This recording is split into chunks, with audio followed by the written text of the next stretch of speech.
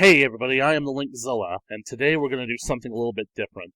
I've always wanted to do discussion videos for this channel in addition to the Let's Play videos, and today I thought I might take the opportunity to tackle them. For those of you who actually know me in real life, you should know this factoid, but those of you who don't should know that August 14th is a special day for me because for the longest time I have considered it as Godzilla Day. I don't know when this tradition for me started. It was back when I was a kid, and I think that I set the date to be exactly 10 days after the final stroke of midnight on my birthday, August 3rd. So from midnight August 4th to August 14th, that's 10 days later. So August 14th is Godzilla Day. So I decided to basically celebrate this Godzilla Day in order to pretty much start talking about Godzilla, particularly the 2014 reboot in the legendary Godzilla saga that basically started up Legendary's Monsterverse. And for those of you who are asking, why don't you use Godzilla's birthday as the official Godzilla Day? Godzilla's birthday for me is the official start of Godzilla month, so I got plenty of time for that. So, anyways, talking about the movie, I cannot believe that it has actually been 5 years since that movie first came out. And I remember hearing that basically, it wouldn't be 5 years until we got the sequel. I remember saying to myself, then that means that basically, by the time that movie comes out, I will have graduated college. And, well, here we are. So, right now, basically, it just seems to have gone by so fast, but I never really got the opportunity to talk about it in any official capacity. So, this is just going to be like a little sort of a rant kind of thing. I'm sorry if I get a little bit rambly because I've got nothing in front of me right now. I'm just speaking directly from my mind about this movie, and it's been a long time coming, and I feel like since King of the Monsters got released a couple of months ago, it's about time that I finally said something. I weighed in on this new Legendary series. So, keep that in mind, let's get started. To start off with the movie, I have to say that I undoubtedly liked the film. I thought that basically, as far as a movie was going, it was fairly competently directed. It was, really great to look at. The visuals were spectacular. The CGI was great. The movie definitely had a sense of fun to it, and I really hate making this comparison, but it really was a step up from the last attempt at making a Godzilla film over on Western shores and whatnot. But I even think that it was a better attempt than most of the official Toho Japanese Godzilla films that were coming out of, Japan at the early point of the millennium. So, but that's a topic for an entirely another discussion. I really did enjoy the film. I went back to see it a total of 3 times, each with different sets of people. I remember, anyway, I had a lot of good times watching the movie. It's like the first time since The Dark Knight Rises that I really enjoyed going back to rewatch a movie in theaters. And every single time, the movie just kind of made me smile watching it. So, but basically speaking, I just want to basically say that I was initially satisfied with seeing the movie when I saw it in theaters, and I felt like it was a really good time.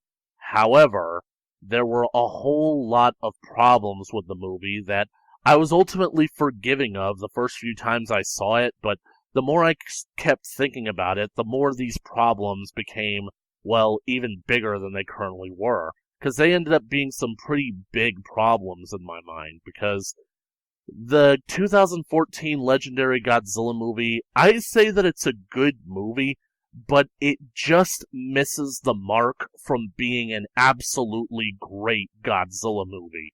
It's passable for what it is, but it pales in comparison to what it needed to be. And I'm going to try to explain that as best that I can in this little rant. So I hope you guys bear with me, because I'm not going to try to be too overtly negative, and some of my arguments you're probably have heard before and be tired of, but I swear to you, it's basically genuine what I am saying here, so just keep that in mind as we go through this. As much as I liked the 2014 film, I feel like it suffered from major directorial, writing, and creative decisions, some of which were brought on by Gareth Edwards. Now, don't get me wrong, I like Gareth Edwards. Like, after watching this film, I had somewhat a mixed reaction from him while also having the highest of expectations. I went to see Rogue One, the Star Wars story movie that was directed by him, and I was so impressed by it. It remains the only Disney Star Wars film that I actually like, and I kept thinking to myself, Edward, you've got it. Like, what you did with this movie, do with Godzilla. More of that, please. But, unfortunately, Godzilla came first, and, well, Edward did what he did. It feels like this movie basically has a whole lot of spectacle, but tries to shy away from showing us the spectacle because it wants to be a movie of substance. The problem is, both the substance and the spectacle of this movie are not enough to be genuinely mind-blowing, but just barely scrape the edge of being satisfying. It seemed like Edward wanted more to subvert our expectations more than anything, and I think that we all can basically agree that in today's day and age, subvert your expectations has been thrown around so much in our media that it's basically become worthless. It's basically an excuse to justify bad writing or bad directing. Not that I'm saying that all of his choices were terrible, but they were misguided. Now that we've gotten all that out of the way, let's finally talk about Godzilla himself in this movie. Because this is basically the point where I have a lot to say about the character. Let's start off with the design of Godzilla in this movie. Now, don't get me wrong, whenever Godzilla gets rebooted, he's going to take on some kind of new design, new look, in order to make things interesting, in order to keep it fresh. I expected Godzilla to look different, and I did want them to update the character in order to make it look more realistic, and don't get me wrong, in regards to the current design of the legendary Godzilla, I've long since accepted the idea of this design, and now I fully recognize the creature as being Godzilla, but looking back to when the movie was first coming out, I kept looking at the design, and I couldn't stop noticing how all of the creative decisions into the design of this character just felt entirely wrong to me. Now, I'm not going to go into detail about this Godzilla apparently being overweight, because I really think that people were just memeing when it came to that. I don't consider this Godzilla looking fat at all, but I do consider this Godzilla in his shape not looking right. For example, I could talk about how Godzilla's feet don't look like what you would typically associate with a reptilian or a prehistoric dinosaur, which Godzilla basically is in this movie, but instead are more akin to an elephant's feet, which is really odd. And what I find even more distracting are Godzilla's arms. It doesn't really look like Godzilla has shoulders in this movie. It instead looks like his arms attach lower, down more forward towards the front of his chest. And that just looks kind of awkward to me, because it doesn't really feel like Godzilla could do much with those arms without putting himself in pain. So basically that's already distracting. But the thing that I find the most distracting about this Godzilla's design is that he has no head. It looks like his back runs all the way up his neck onto the back of his head. You can't really tell a distinction of where his back ends, his neck begins, and where his neck ends and his head begins. It just feels like it's all just one kind of thing. And it looks kind of awkward when Godzilla is standing up and on land and fighting against another monster. It seems like this Godzilla's natural state is to have his head looking forward, like when he's swimming or something. And when Godzilla basically is looking upward towards the sky, which he does a lot of times in the new Godzilla King of the Monsters movie, he's looking up at a complete 90-degree angle, and his head has basically completely straightened out. And it's that just doesn't really look anatomically correct to me. That's basically my gripes with Godzilla's design. I don't really care that he basically looks bulkier, because Godzilla always was a big creature.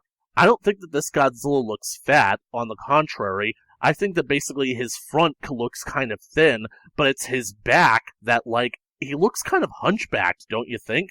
His back looks much thicker than it should be, and it just basically just kind of feels like he's sort of thrown off a little bit. I didn't mind the design of the spikes. I thought that they were, like, really simplistic in design. I did like the fact that in the sequel they did get a more traditional Godzilla kind of update. I thought that that was basically alright. But why am I griping about the design? Well, like I said earlier, when I wanted this reboot to happen, I waited for it for so long and was greatly anticipating Godzilla's design because I thought that they were finally going to do it right this time. I thought that they were going to update Godzilla in a way that could make him a realistic animal, as in, make him look like what he's supposed to look like. And unfortunately, it seems like filmmakers nowadays have been scared off of doing that because of the TriStar movie.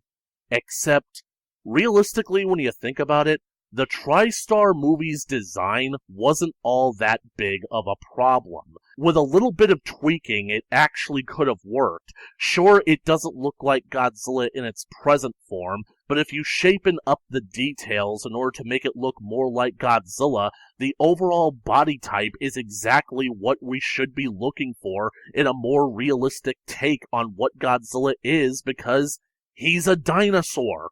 I want to see a Godzilla that basically is more dinosaur-like, basically kind of like what you would see in Jurassic Park.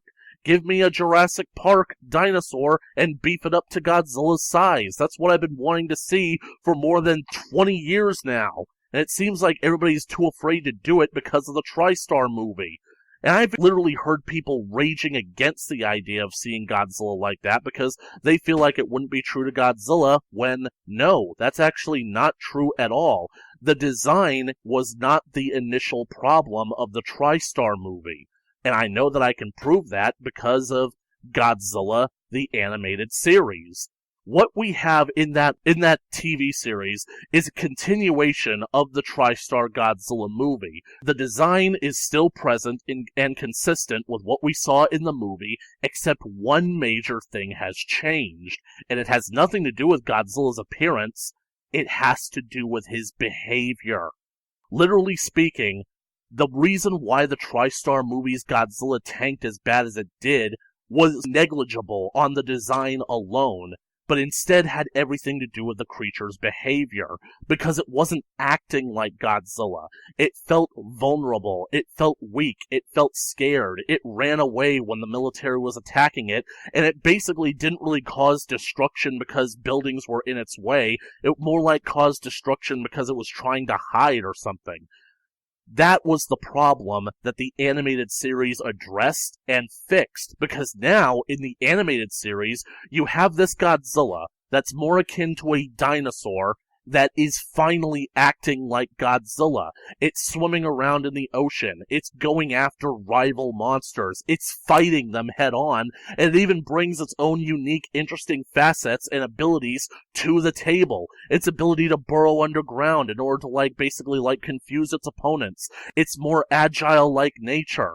This series proved that this design of Godzilla was worthy of being called Godzilla, and yet nobody seems to account for it because the Japanese just had to go and say, oh, they took the God out of Godzilla. But you know what? It's been more than 20 years at this point. I think it's time we all just sort of gotten over that kind of thing, because that idea is holding us back.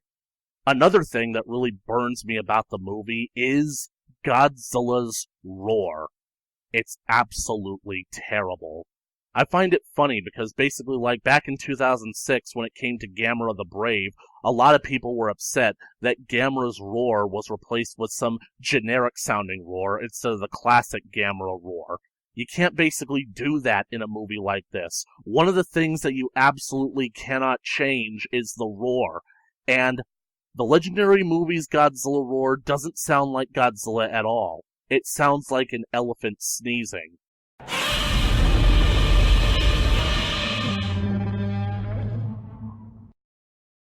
And I was just so disappointed when I first heard that. I was thinking, okay, this dropped in the trailer, but they've got time before the movie comes out. They're going to hear how badly the fans are backlashing against this. They're going to fix it before the movie gets released.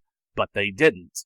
But you want to know how we know that basically they know that they fucked up on the roar? Because in the sequel, they actually friggin' used real sound clips of the real Godzilla's roar.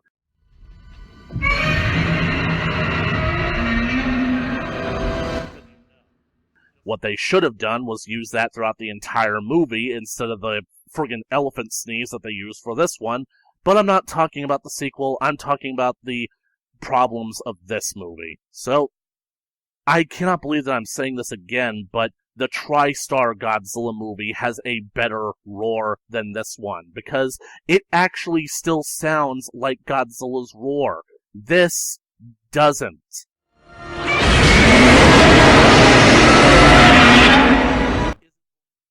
Now don't get me wrong, I don't hate on Godzilla in this movie. I've long since basically said that it's really the behavior and the attitude of the creature that matters a whole lot more than the design. This creature didn't evoke feelings of Godzilla from me, but his behavior in the movie definitely reassured me that it is in fact Godzilla. So basically, I can fully accept that this creature is Godzilla. It's also the same reason why I can't accept that Shin Godzilla is Godzilla, but that's for another video entirely. But now we have to talk about what I'm sure that you all saw coming. It's how Godzilla was handled in this movie. And, unfortunately, as much as I liked the movie, I have to agree that Godzilla was very poorly handled in this movie.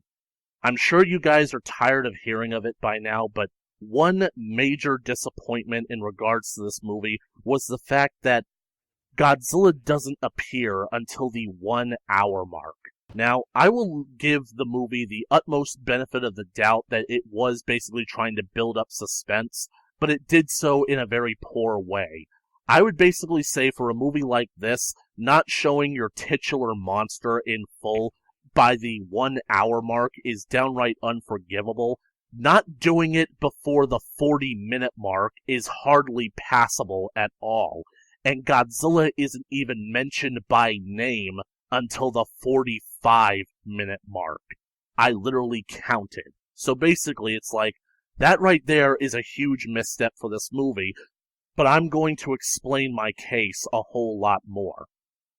One thing that is so frustrating is that when Godzilla finally does get on screen, every single time he and the Mutos gear up to fight, the movie cuts away to something else and only shows the monsters peripherally via TV broadcasts obscured by random complications or just pushed into the background to be disregarded.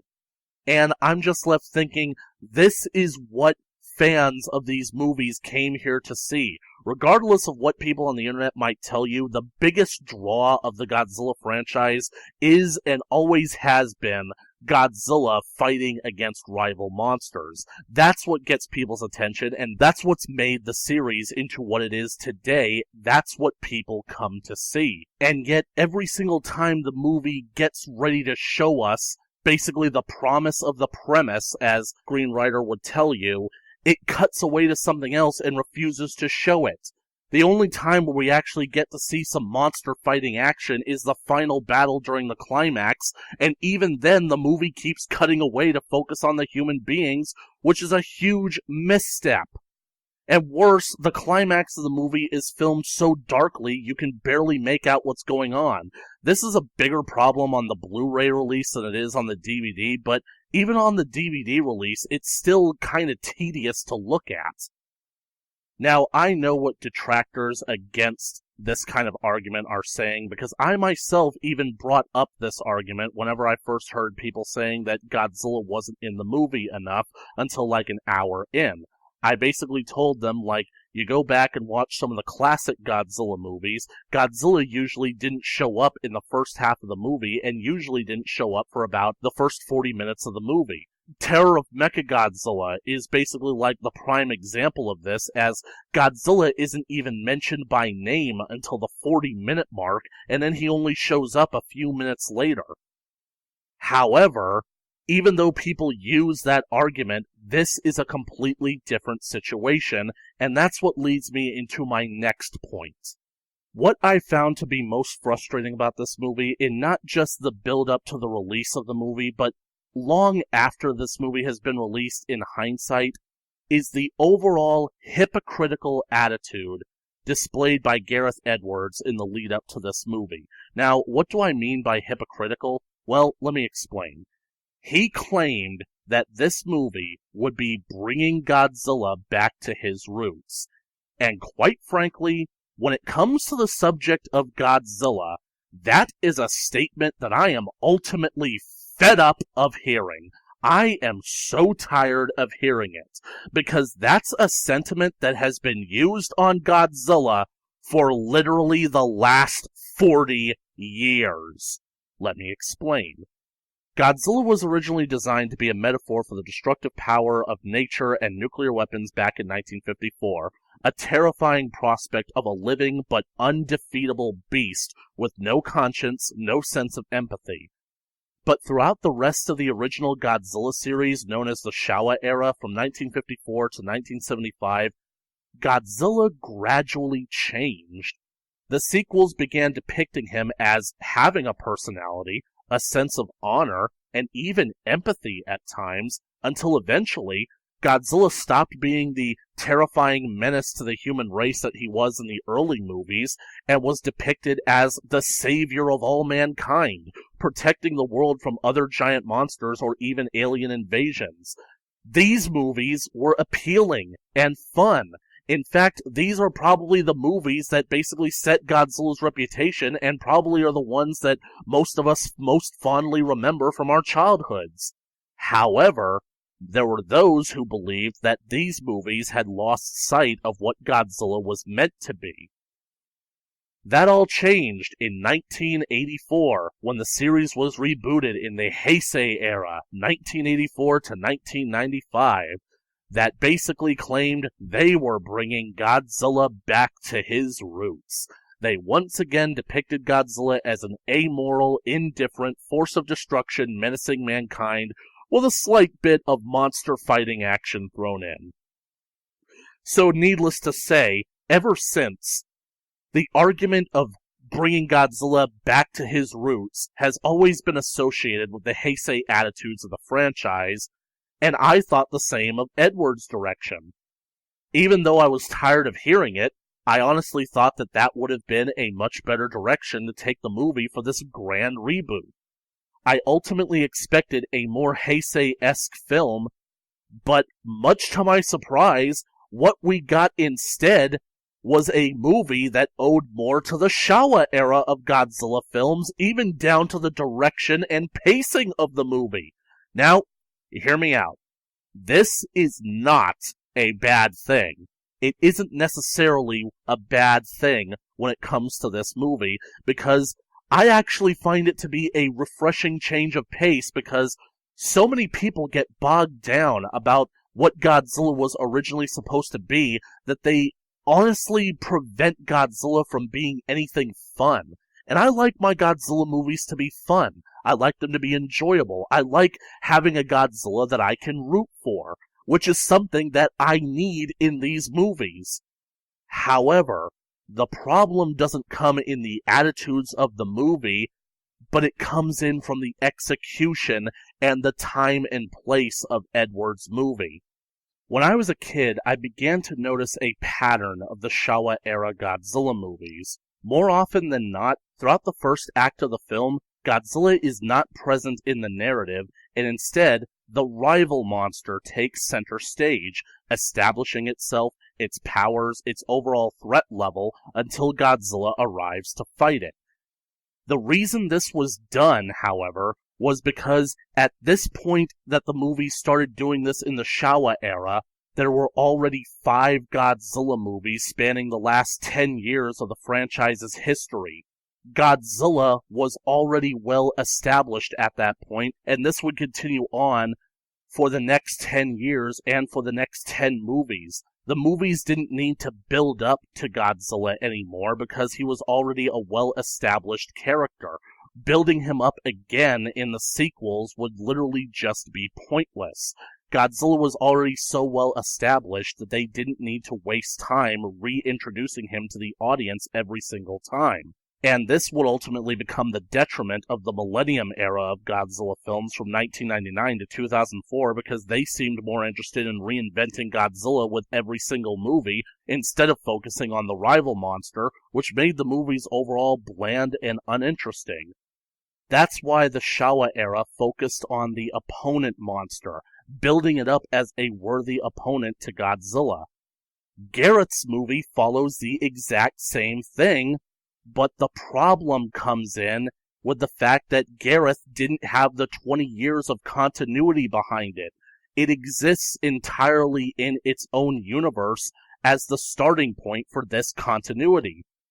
It's not enough that Godzilla doesn't appear until much later in the film and doesn't even really stay on screen for all that long, but it's also the fact that Godzilla doesn't really have all that much presence in this film. It feels like Godzilla is just kind of there.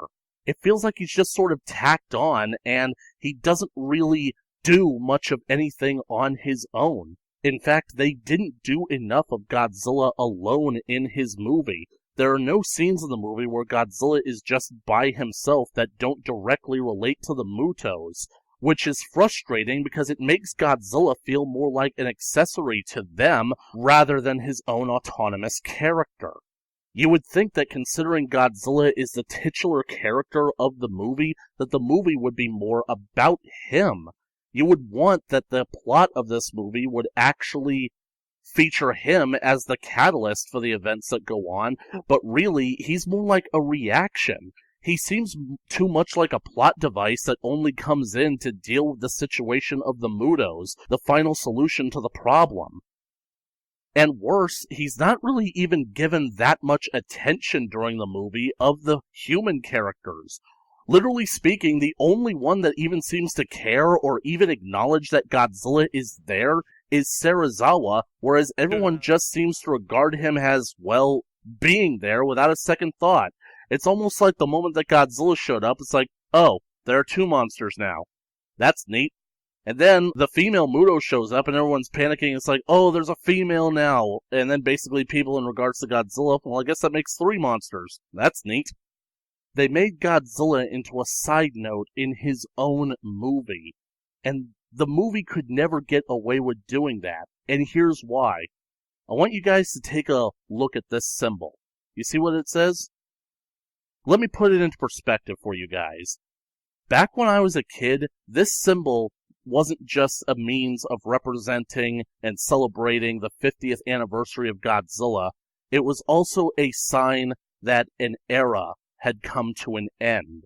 That after 50 years, there weren't going to be any more Godzilla films. That the final Godzilla film would be released, and that would be it.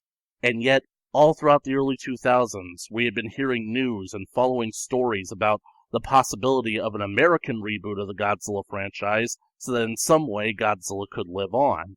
And here we were, waiting for this movie, ever since 2004. This movie basically came on the 10th anniversary after Godzilla had gone into retirement, bringing Godzilla out of retirement for his 60th anniversary. And this is Godzilla's big screen debut after 10 years of retirement.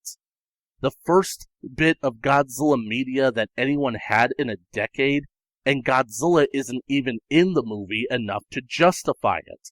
That's the problem that the makers of this movie didn't consider.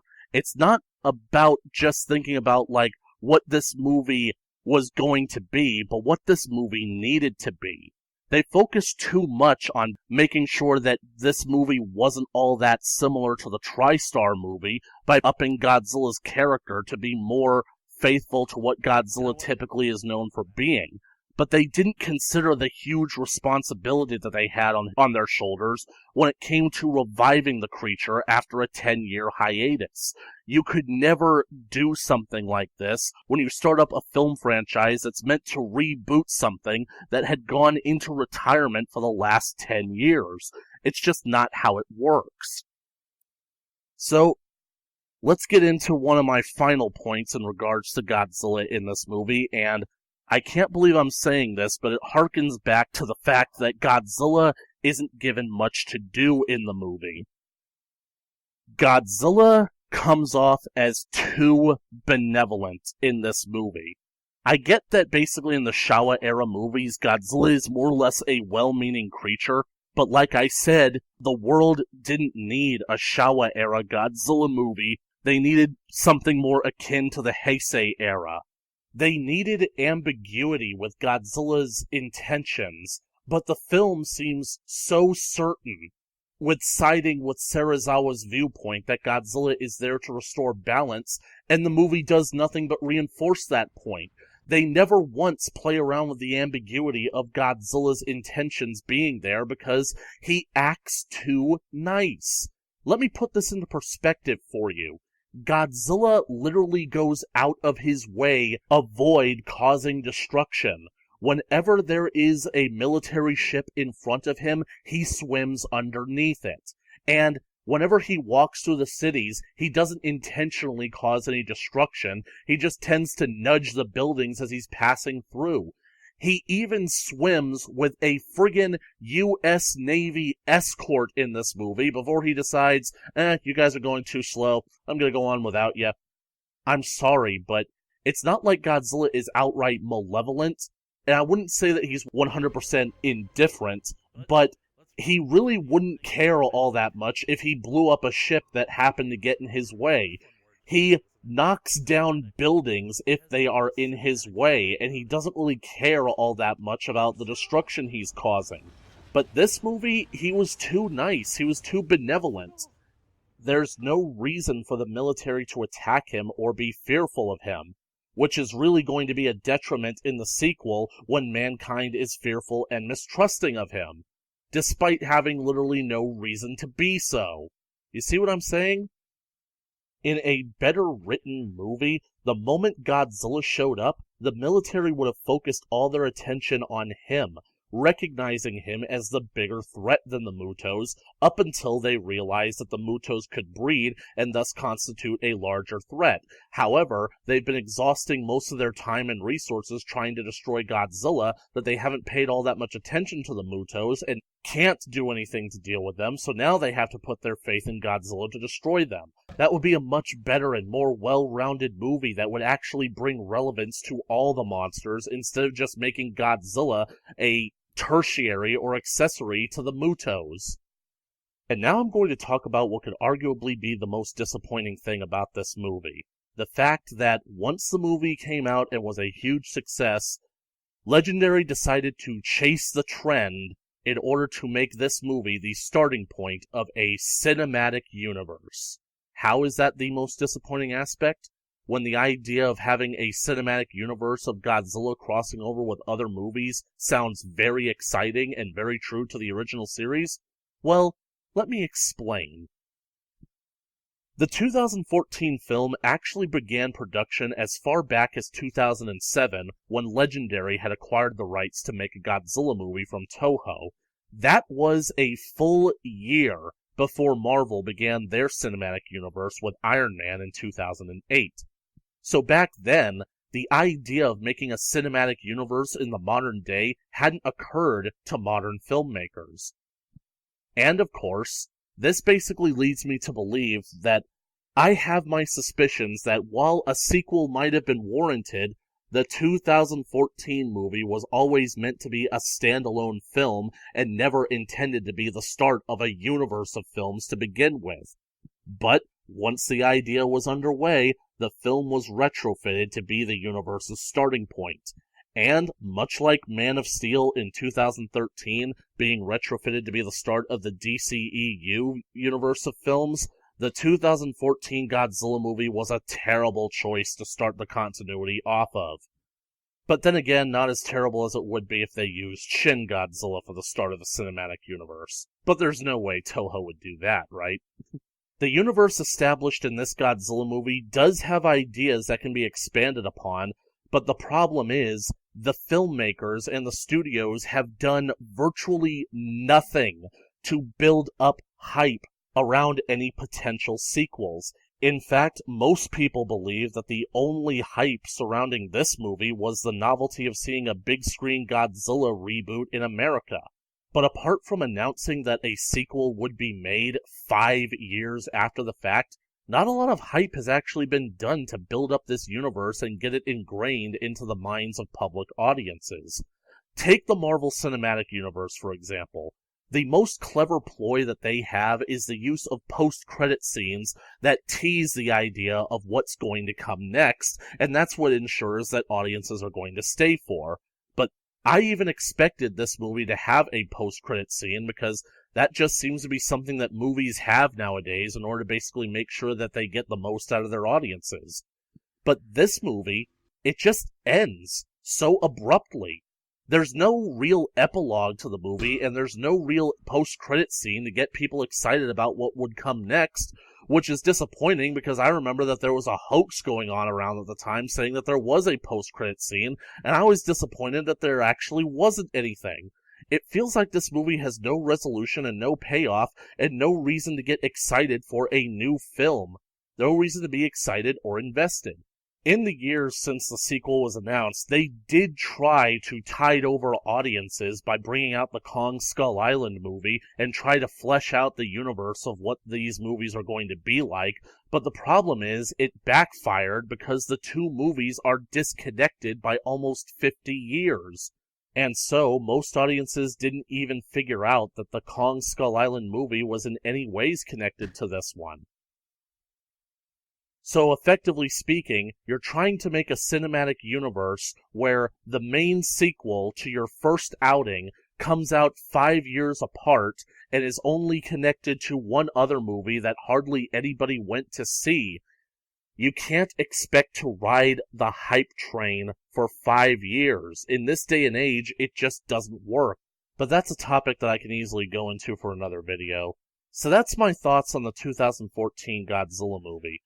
I really don't want to be so overly negative about the film because I do enjoy it. It is a Godzilla movie in my mind, but it's just not the right type of Godzilla movie that it needed to be in order to really grab the audience's attentions. And given the rather lackluster performance of Godzilla King of the Monsters during its box office run, I'd say that this movie really failed to bring audiences back. They might have enjoyed it when it was in theaters, but the problem is the wait for the sequel was just too long, and nobody outside of die-hard loyal fans were going to feel invested enough in this movie to come back and see where it went next. And that's because it's just filled with so many problems that weighed it down, that kept it from the greatness that it deserved to be, and the greatness that we deserved to have it be after 10 years of waiting. So that's my thoughts. I hope you all have a great day. And even if you don't agree with my opinions, I won't try to tune you out. I want to hear you guys roar as well. So I hope you guys have a great day, and I'll see you next time.